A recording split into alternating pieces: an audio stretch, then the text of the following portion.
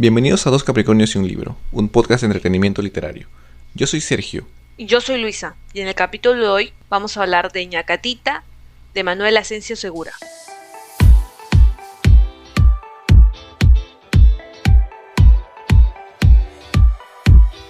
Manuel Asencio Segura y Cordero nació el 23 de junio de 1805, en Lima.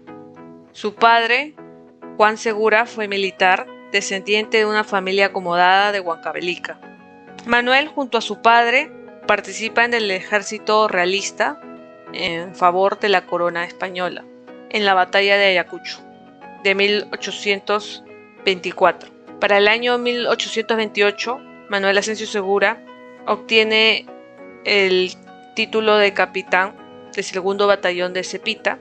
Se retira del ejército en 1841 con el grado de sargento mayor para luego dedicarse al teatro, que era algo que le apasionaba.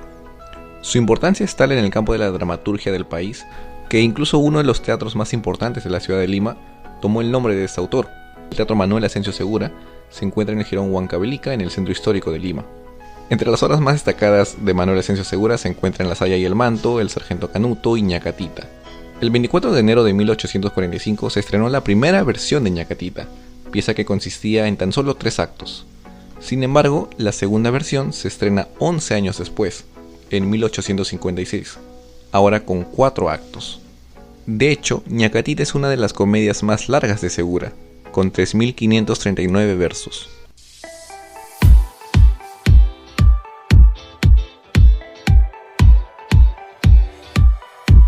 La obra Ñacatita trata sobre una familia conformada por Doña Rufina, Don Jesús y su hija Juliana. Los esposos no pueden ponerse de acuerdo sobre con quién casar a su hija. Doña Rufina quiere casar a su hija con Don Alejo, un hombre que la ha cautivado con su intelecto, con su manera de hablar, su manera de vestir, su actitud, etc. Por el contrario, a Don Jesús no le agrada Don Alejo. Considera que es un tal por cual, un presumido que no sabe nada. Don Jesús prefiere que Juliana se case con Don Manuel, un joven de una clase social más humilde, a quien Don Jesús conoce desde pequeño, pues el padre de Don Manuel era su amigo. Juliana, a su vez, corresponde al amor que le profesa Manuel. La trama de la obra es bastante sencilla. El conflicto es ese, y toma lugar en la casa de la familia. El personaje de Ñacatita, por otro lado, se inserta en la trama como un elemento externo que saca provecho del conflicto. En un primer momento, vemos a Ñacatita apoyar a Doña Rufina sobre su decisión de casar a Juliana con Don Alejo. Incluso llega a aconsejarle a Doña Rufina que se mude de la casa con Juliana para que pueda casar a su hija con Don Alejo. Pero cuando aparece Manuel en escena, Ñacatita también pretende ayudar y le recomienda a Manuel que se mude con Juliana. Ñacatita es representada como una vieja chismosa que se mete en asuntos que no le incumben. La obra termina con la llegada del personaje de Don Juan, el cartero, mientras que todos se encuentran discutiendo porque se enteran de que Manuel quiso llevarse a Juliana. Así como también se enteran de que Rufina planeaba una mudanza a espaldas de su esposo Don Jesús. El cartero Don Juan trae una carta para Don Jesús, pero también para Alejo, quien afortunadamente también se encuentra en el lugar. La carta era de la esposa de Don Alejo, ante lo cual todos quedan sorprendidos. Resulta que Don Alejo era un farsante, que ya tenía una familia en el Cusco. Ante esta noticia, Rufina queda lamentándose el haberse dejado llevar por la apariencia y el comportamiento de Alejo, mientras que Don Jesús expulsa de la casa tanto a Don Alejo, por impostor, como a Ñacatita por entrometida. Finalmente, Manuel y Juliana logran quedar juntos y Don Jesús y Doña Rufina logran reconciliarse.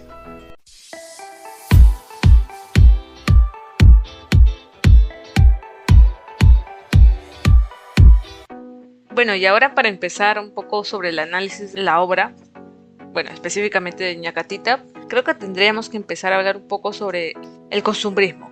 Y bueno, este término parte desde la idea de de representar de manera literaria las costumbres y la vida cotidiana de una sociedad o una comunidad cuya principal aporte, si bien ya hemos hablado un poco de esta idea de representar la realidad como una suerte de realismo inmediato, en este caso el costumbrismo se enfoca más en resaltar y en hacer una crítica de manera burlesca, ¿no? Como una sátira.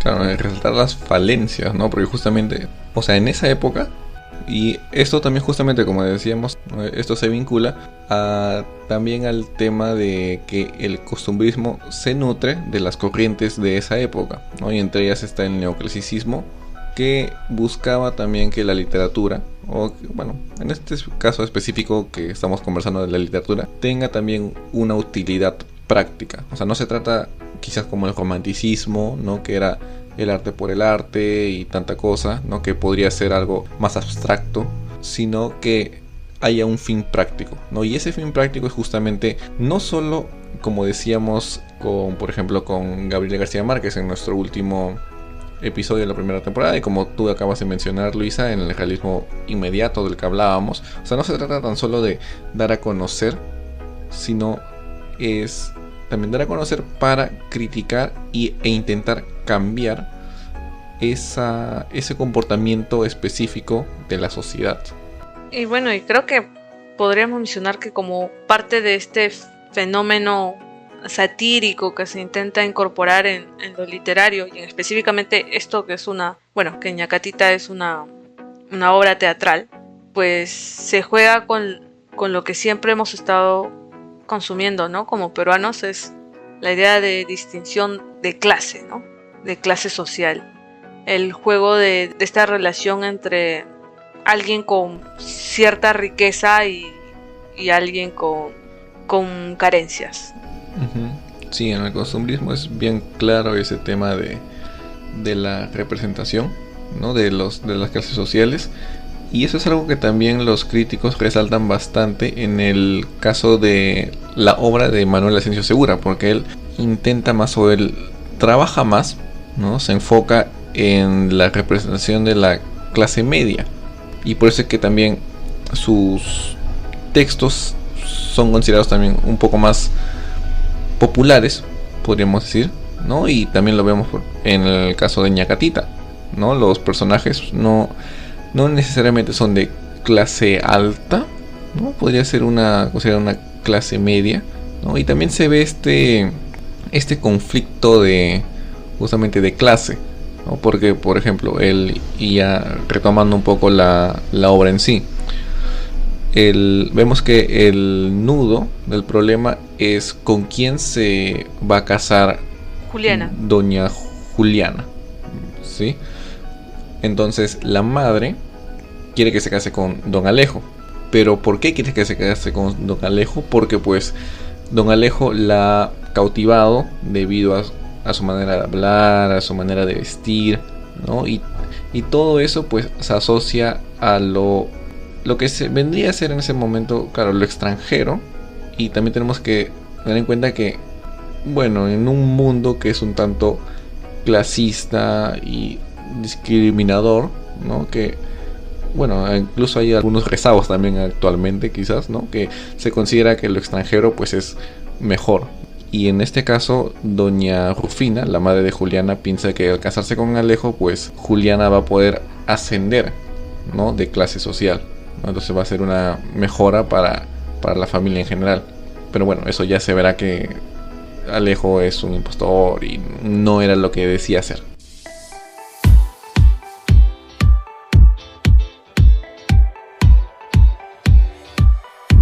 Y también está la otra parte, ¿no? Que creo que ya un poco se escapa de lo costumbrista. Desde la lingüística podemos entender que el conflicto de clases sociales está arraigado también la lengua que habla don Alejo, ¿no?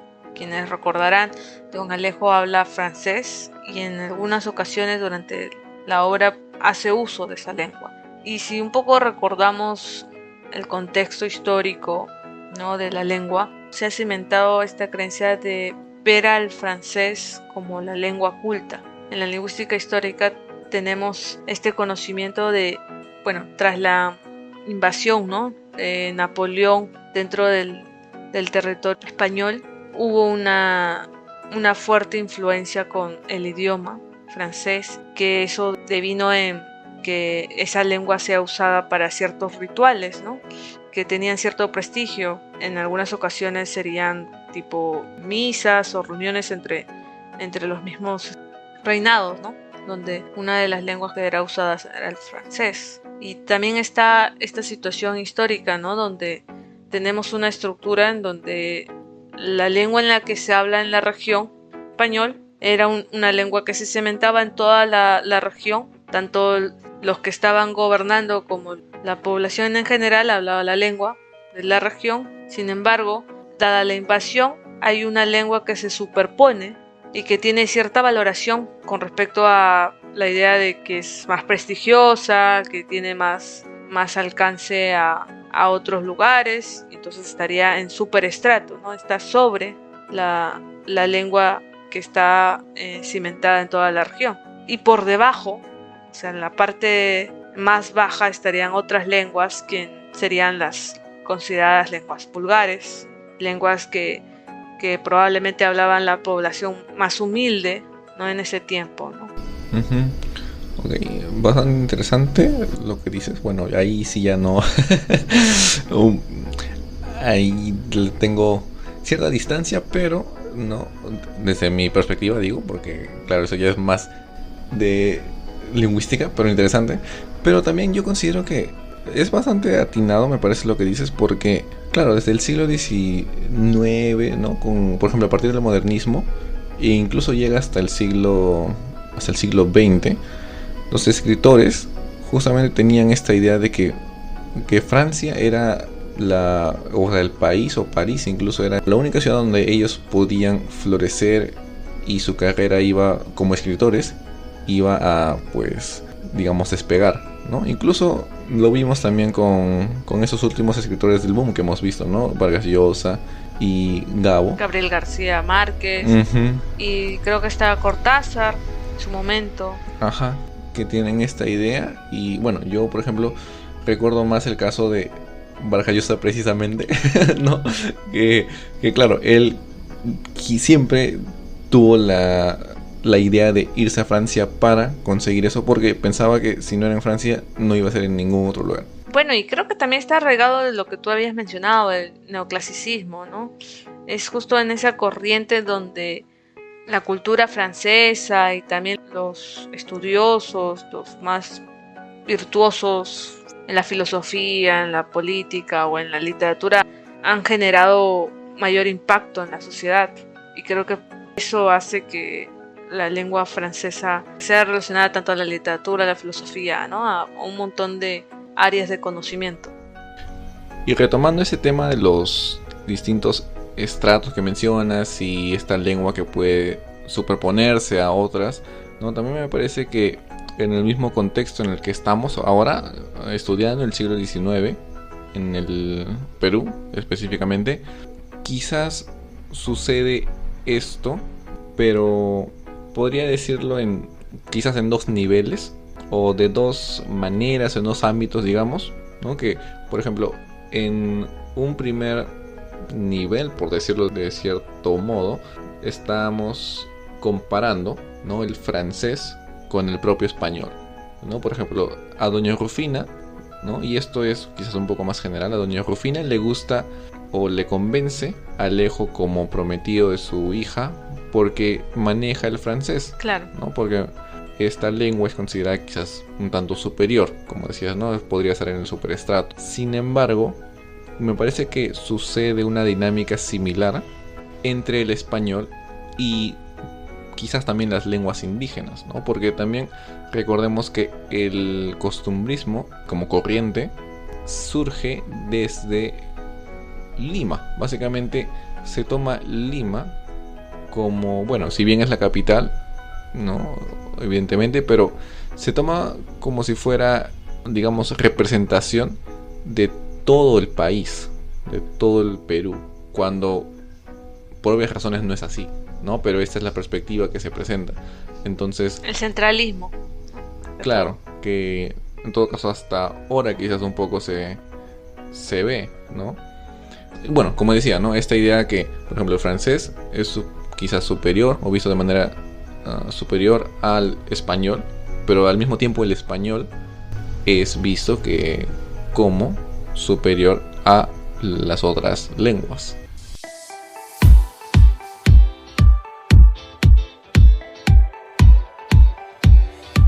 Si bien no sé si recuerdas, doña Rufina y don Jesús, cuando están discutiendo con quién se debe casar doña Juliana, hay una mención del origen, de dónde provienen ambos. Es como una forma de herir al otro, de mencionar de dónde vienes, ¿no? Cuando no llegan a un acuerdo, pues doña Rufina reniega, ¿no? Reniega de por qué me casé, siempre le recuerda el lugar de procedencia. Y quizás también se ve el mismo, o sea, se podría entender, quizás no está planteado explícitamente así, pero se podría entender esta idea que tú también mencionas, ¿no? Que lo que es fuera de Lima quizás es visto como, no sé, inferior o algo así. En el mismo hecho de que don Alejo, al final, tenga ya una familia, pero no tenga una familia en Lima, sino tenga una familia en Cusco, ¿no? Claro. Entonces es... Y él hace mención, ¿no? También de... Era joven.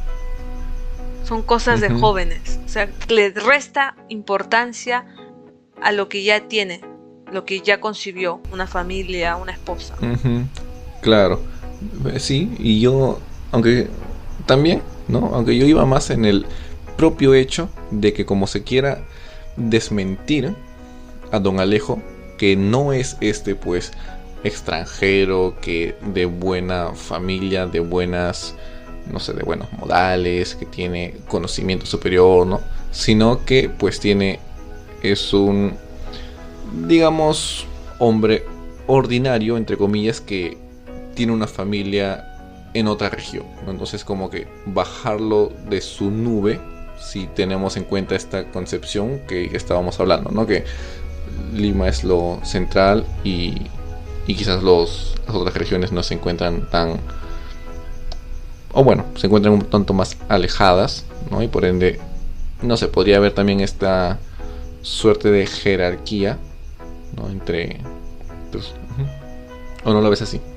Pero también se podría ver desde el punto de vista de el quiebre de esta percepción inicial, de esta idea inicial que está cimentada en la sociedad limeña, ¿no?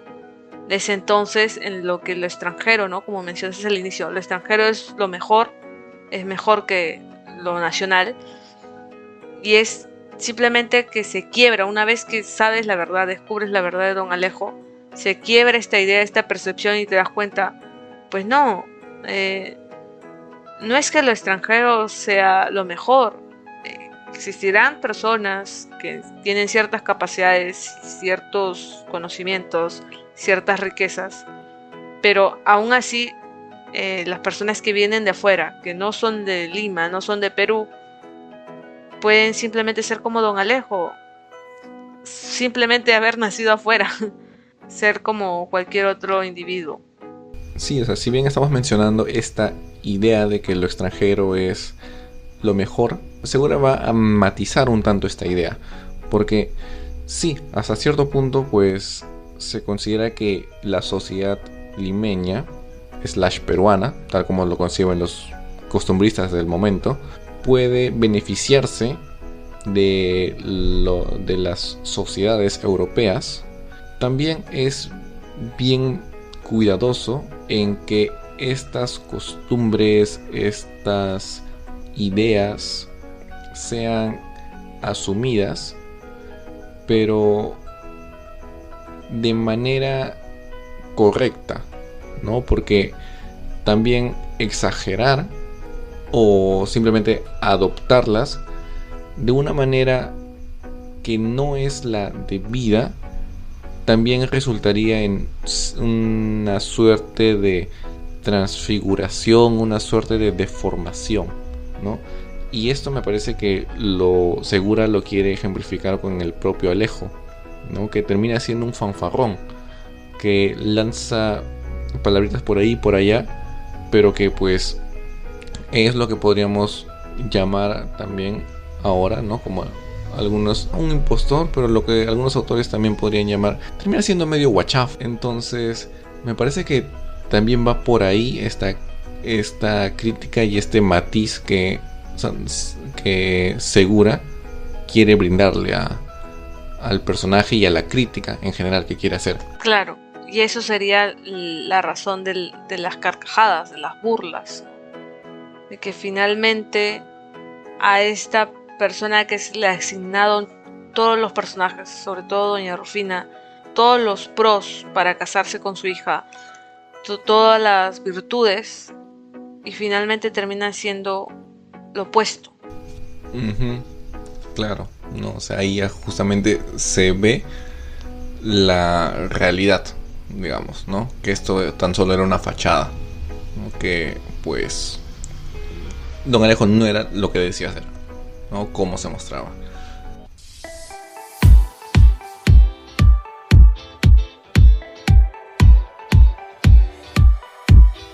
Y por otro lado podemos hablar también de este personaje de Ñacatita, ¿no? Que justo es el título de la obra, de este personaje que no es el principal, pero sin embargo creo que su performance creo que es el idóneo para representar toda la obra, ¿no? Ya lo mencionamos en el resumen, ¿no?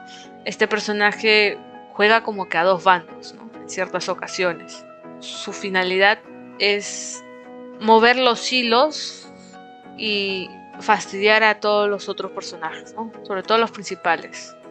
En algún momento intenta o da muestras de que puede ayudar a Manuel, el protegido de Don Jesús, para que se pueda casar con Juliana de manera secreta, pero por otro lado se acerca a doña Rufina y comienza como que el término que siempre bueno, no sé si lo conocen, pero es rajar, ¿no? Comienza a hablar mal de don Manuel, del comportamiento de doña Juliana, y siempre está entrometida, ¿no? En todo.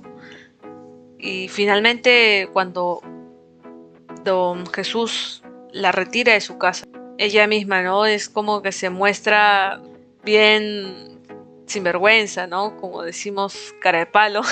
Comienza a rajar también de la familia, ¿no? Es como que comienza a menospreciarlos, ¿no?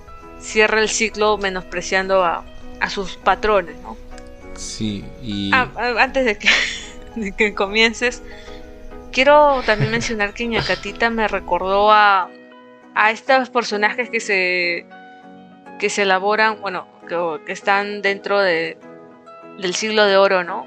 Por ejemplo, en Calderón, esta idea del gracioso, ¿no? Siento que Ñacatita para el costumbrismo de Manuel Asensio Segura sería ese personaje, ¿no?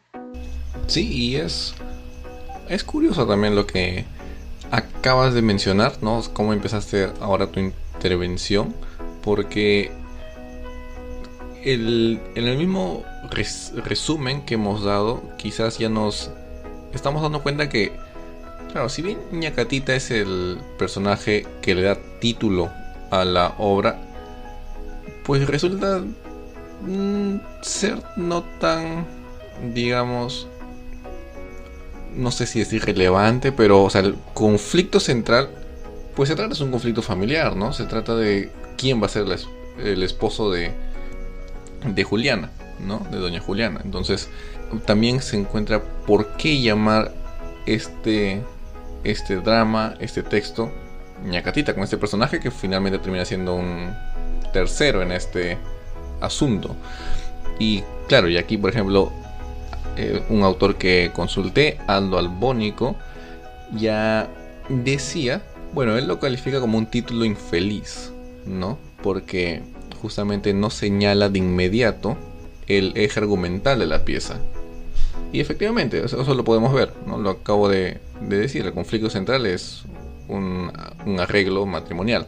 Y sin embargo, ¿no? Aquí yo puedo citar a Mayra Watson y Génesis Portillo, ¿no? Que bueno, un paréntesis rápido, todos los textos que mencionamos, como siempre, lo pueden encontrar en la descripción del episodio, ¿no? Entonces, estas autoras, ¿no? Mayra Watson y Génesis Portillo, indican, ¿no? O señalan algo también bastante importante, ¿no? Es que en general el cuadro de costumbre obliga justamente a los escritores costumbristas a usar palabras bastante precisas, ¿no?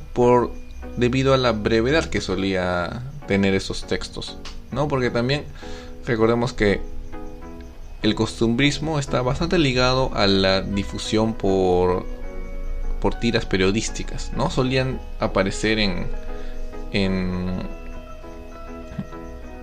claro, en las tiras de periódico, pero claro, no te podía tener la extensión de una novela, por ejemplo, ¿no? Puede ser, pues, en todo caso, por partes, ¿no? Pero, claro, y esta brevedad, ¿no? Esta brevedad hacía que estas palabras que utilizaban los escritores fuesen polisémicas, en cuestión de significado. Y, claro, ellas nos dicen que, pues, los títulos, los lemas e incluso las citas que van a ser introducidas cobran bastante importancia porque finalmente van a mostrar cuál es la finalidad del autor, ¿no? Entonces, y partiendo de ahí, yo creo, ¿no? Ya quizás un tanto, no sé si especulando, pero al menos basándome en lo que dicen estas autoras, es que si se trata de, como decíamos, un texto costumbrista que pretende que pretende mostrar una tara social para poder erradicarla, pues Ñacatita se trata de eso. Se trata de un personaje que está irrumpiendo en un grupo, en una comunidad, o en este caso en una familia, en la cual ella no tiene nada que hacer, ¿no? Estamos en una familia quizás burguesa, que para la época eso era el centro de la sociedad, ¿no? Eso era el núcleo social, y debía ser lo más protegido, y a tal punto que incluso el matrimonio también era cuidado, ¿no? O sea, tanto por la religión, ¿no? O sea, por la iglesia, como por el Estado, ¿no? O sea, a tal punto, ¿no? Entonces, Ñacatita termina siendo este personaje, pues, que es chismosa, que termina intentando beneficiarse a raíz de los problemas del otro, ¿no? Entonces, si tomamos esto en cuenta, ¿no? Entonces, la propuesta engloba todo. Claro, la propuesta de Segura sería, pues, simplemente señalar que Ñacatita es el problema a erradicar, ¿no? Es esta, bueno, como algunos también la refieren, ¿no? Como esta, entre comillas, esta vieja chismosa, ¿no? Que no hace más que causar problemas, ¿no? Entonces, me parece esa también perspectiva un tanto interesante, ¿no? También para explicar por qué lleva el título, ¿no? Porque sí, en un primer momento pues no podría entenderse, y quizás eso también fue cuando yo leí el texto por primera vez, no terminé de entender exactamente eso, ¿no? O sea, yo pensaba que Ñacatita iba a ser el personaje principal, pero finalmente no tiene una participación tan activa, por decirlo así, como pues Doña Juliana, Doña Rufina, ¿no?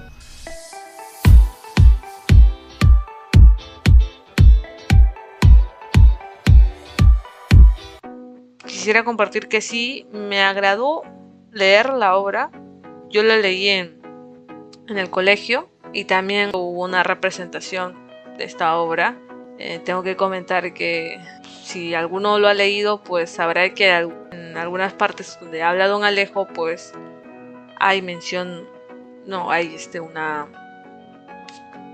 hay enunciados en francés, que bueno, en mi colegio a las justas creo que enseñaba inglés, así que el francés simplemente lo tradujeron. Y por lo general me gustó también la representación de mi colegio, de Ñacatita, me encantó, aún lo recuerdo.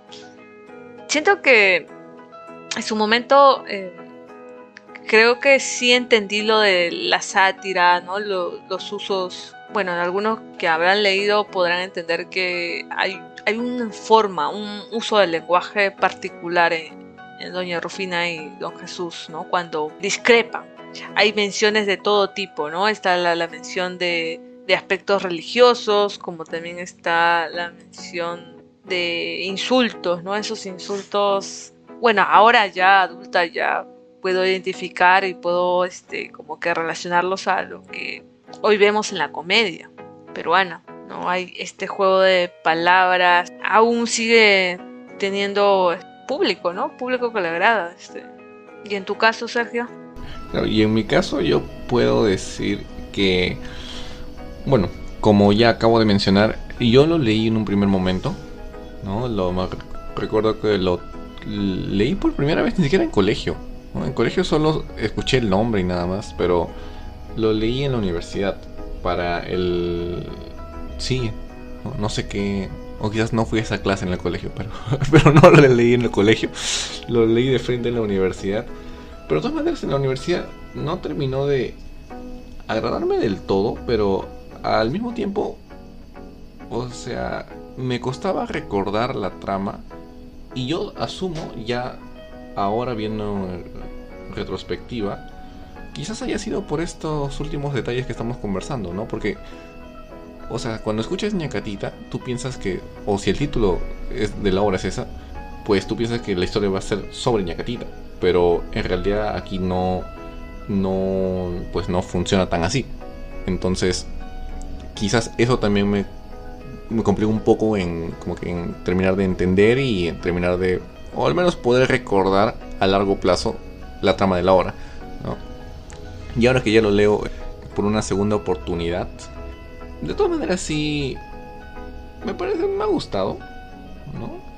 Pero tampoco considero que es necesariamente una obra maestra, ¿no? Porque vemos que también hay y sí, esto también lo pude notar en algunos críticos, por ejemplo en el propio Aldo Albónico que he mencionado, que claro, es como, ok, ¿cuál es la resolución que nos da el autor, ¿no? Es un tanto como Deus Ex Machina, ¿no? O bueno, Máquina creo que dicen, bueno, no sé, esta idea, ¿no? De que, ok, no es un final un tanto, no sé, por decir, forzado, ¿no? Que usa un personaje que de la nada aparece y pues, ¡pum!, así nomás ya se soluciona la hora, ¿no? Este personaje de Don Juan, que es el mensajero, que aparece así, literalmente de la nada, y comienza a hablar y revelar todos los secretos de Don Alejo, ¿no? Entonces,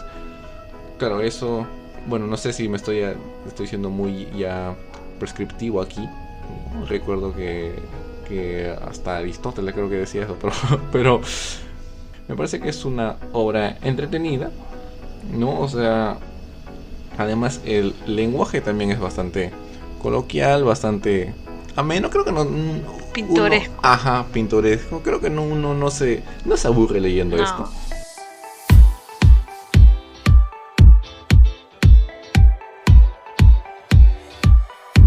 Y bueno, eso ha sido todo por hoy. Muchas gracias por haber llegado hasta aquí.